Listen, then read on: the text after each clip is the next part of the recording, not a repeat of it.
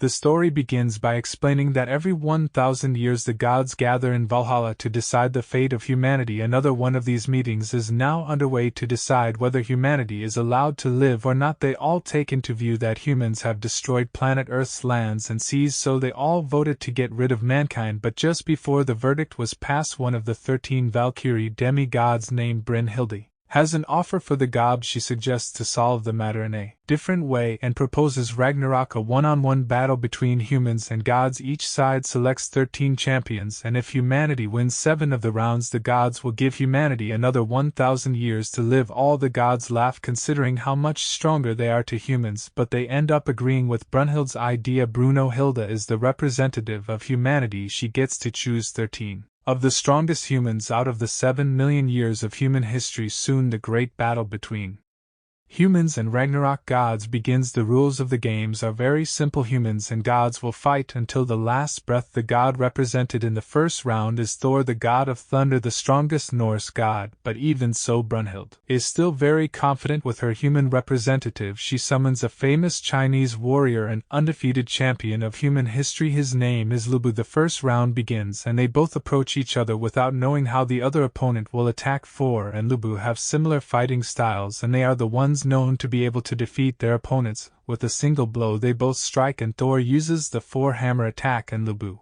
uses the halberd to withstand it. Then suddenly Thor activates the divine lightning power, where he tilts his whole body backwards after using the attack, making everyone believe he was going to win. Lubu suddenly merges from the fog, injuring Thor. The gods are shocked that a human weapon could even injure a god, but it turns out that before the match began, the 13 Valkyrie demigods all gathered together to create weapons for the representatives of humanity. The demigods transform themselves into weapons for humanity to use against the gods. They are known as divine weapons. Lubu is using the 4th Valkyrie, known as Randris, who possesses the power to break a god's armor. Lub then uses the divine weapon to destroy Thor's glove armor. After that, a thumping sound is heard from within the hammer. Thor uses the gloves to seal his full power and prevent Thor from crushing his own hammer. After he removes his gloves, Thor is now getting serious, as he uses his full strength to throw the hammer at Lubu, but Lubu dodges it and counterattacks after the hammer returns to Thor, but once again he dodges it. However, the return of Thor's hammer is necessary, as he needs this to happen so he can activate the skill known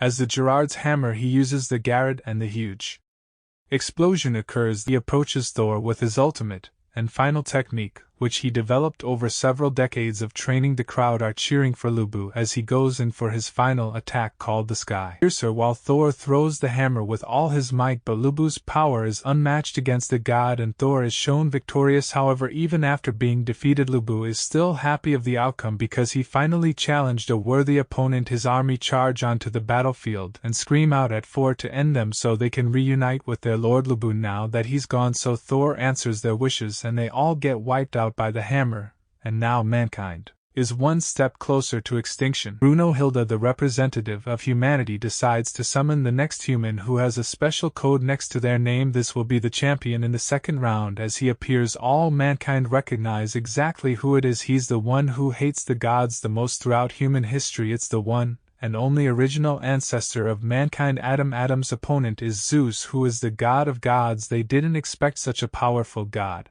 to participate in the second round, since the original opponent for Adam was meant to be the Indian god Shiva, but at the very last second he was swapped with Zeus, thus making Brunhilde very worried.